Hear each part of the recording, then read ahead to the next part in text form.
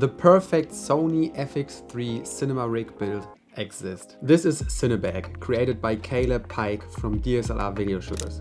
It's basically just two cheese plates that are connected via a V-mount battery plate and some 3D printed parts to make everything look nice and tight, and that gives you power options as well. And today we talk about why this is so special and why I think that Caleb is solving one of the biggest problems we creators have with the Sony FX3. Why is this so special? Well, it basically takes your Sony FX3 mirrorless body and turns it into a more cinema-like body. And this helps you with rigging and just balancing out your rig. But I already saw the video Caleb did for the Sony a7C, and he already shared this kind of construction to build it for yourself. But I ended up not buying it because he was just selling the 3D printed parts, and it was for the Sony a7C, which is similar but also kind of different with the body than the FX3. And what I thought was that I would Frankenstein everything together, get that cheese plate, get that cheese plate, get that connection, and I just thought that I would not be satisfied with the end result because it's just not nice and tight and super clean and perfect build.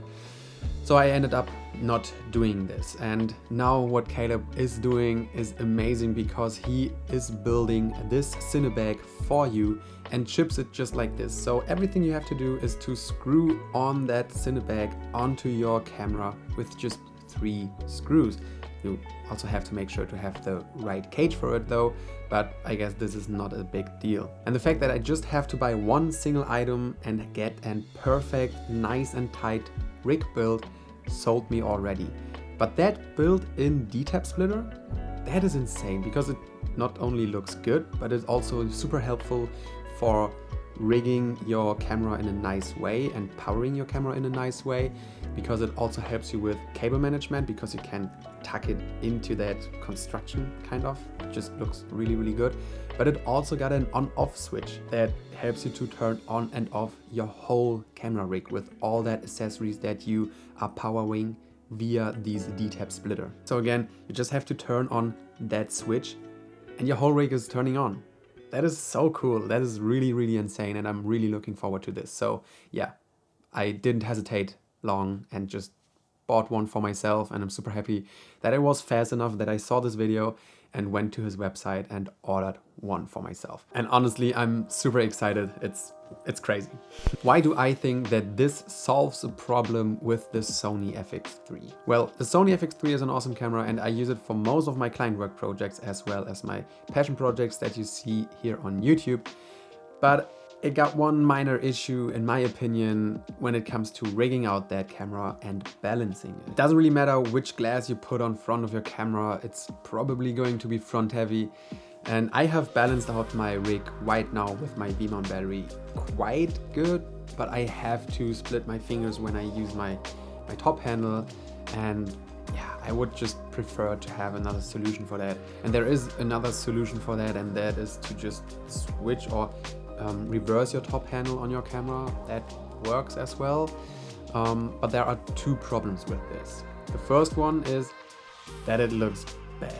It just really doesn't look good, and for me that's a problem. I love gear, I love camera rigs, and there are just some certain things that I like and that I don't like, and I definitely don't like how this looks. Anyways, I still do it sometimes because what I hate even more than the reverse top handle is an unbalanced rig. And the second problem is with the top handle reversed on your camera, you can't really access your matte box, and especially when you work with fixed NDs and you have to change that constantly on a shoot, that really sucks. There is a solution for not having your top handle using reverse when you work with a V-mount battery, and that is to just place your V-mount battery further back on your rods.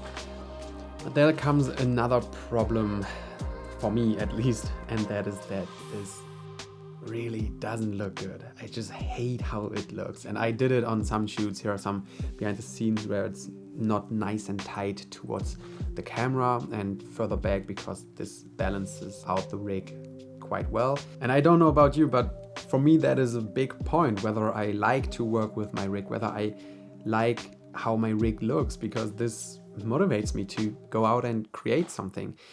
And yeah, so this is where CINE BACK comes in.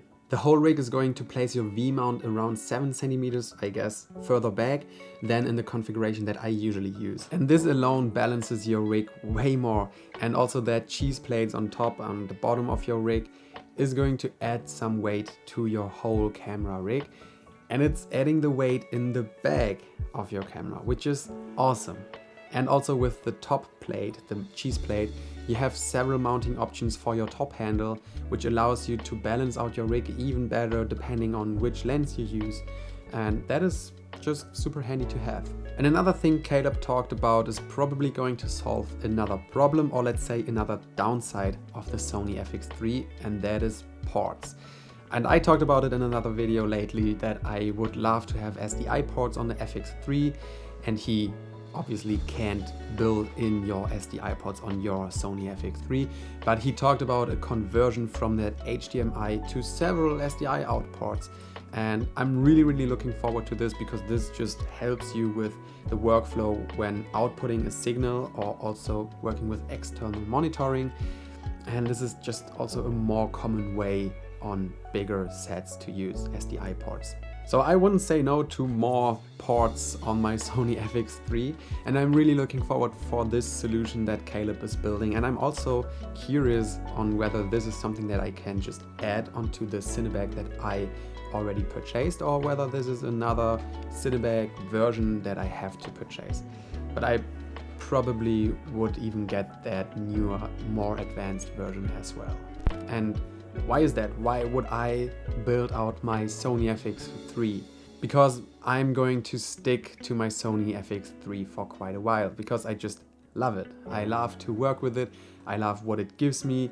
It ticks off all that features that I need. And that product from Caleb is helping me to modify my Sony FX3 in a way that I just really like. So I'm super excited for that. And you have probably heard from the film The Creator. I've just watched it a couple days ago. It's awesome, can recommend it. And they shot this Hollywood blockbuster on a Sony FX3. And if that doesn't convince you that you can use the Sony FX3 on high budget commercials or also on Hollywood feature films, I don't know what will. And that this is a tool that you can use in order to create something beautiful and to work with it. And it's so cool to see that the gap between prosumer and cinema cameras is getting closer and closer, and that you can get an awesome image with less invest is just awesome. And to have now a product to help you to modify that camera with all that features in a way to work with it like with a big camera, that is just awesome and so smart from Caleb that he builds something like this. Anyways, I'm super excited to get my CINE BACK, and with this video I really just wanted to let you know that there is a super awesome product on the market to help you rig out your Sony FX3 or also Sony FX30. And yeah, if you enjoyed this video, please make sure to give me a thumbs up, subscribe to my channel for more filmmaking content, and if you did it, I'll see you guys in the next video. Have a good one.